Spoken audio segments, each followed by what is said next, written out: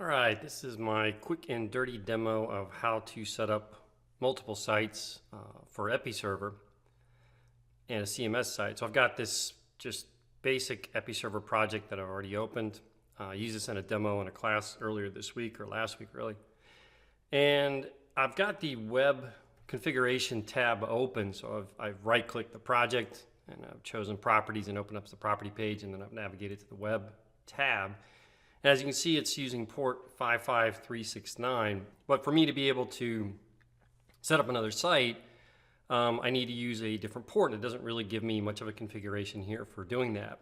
And also I want to point out with this demonstration, I'm trying to do the configuration using just straight IIS Express.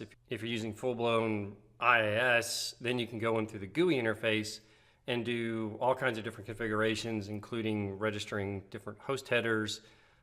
In production, what I'm about to do, you might have different servers, and then you would just need to deploy the content, the identical content, to all the servers.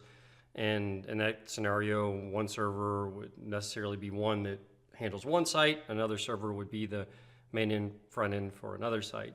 But again, for this demo or this little test, I'm just going to do everything, or I want to do everything, just using the basic IIS Express.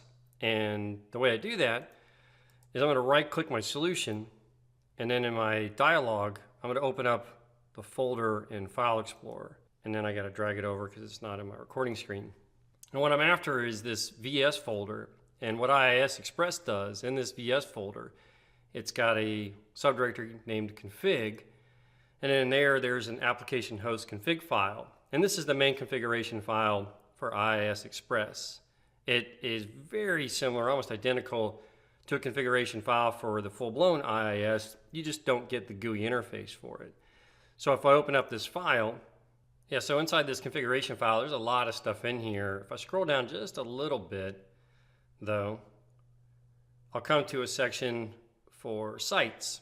So I'm here in about the 150 range where I see the sites. And it default has two websites, website 1 and then the prep site. Now my site, or my EpiServer site's using the prep site. That's what it's configured for. And I suppose I could try to configure it to use website 1, but that might take a little bit of extra work. Notice how the physical path is a little bit different location. For what I want to do, all I really need to do is add an additional binding for HTTP. So I'm going to go ahead and do that. Add a binding element.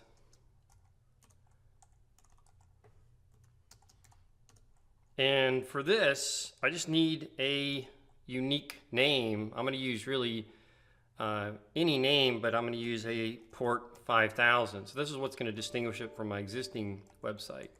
And that's the main criteria. I need something to distinguish it.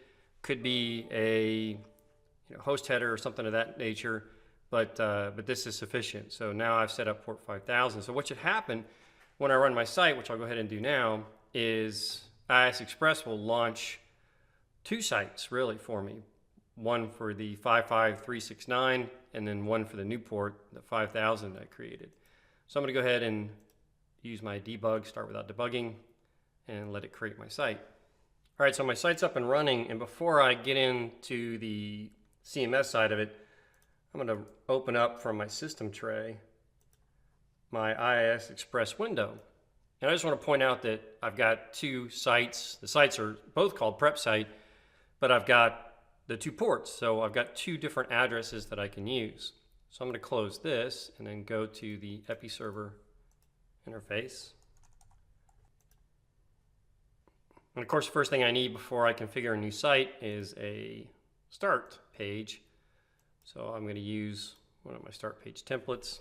I'll call this the Acme Start. Call it the Acme website.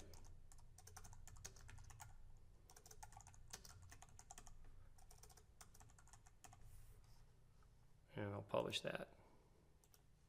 And now what I'll do is I'll go to admin, and then under config, and then on my manage websites, I'll add a site.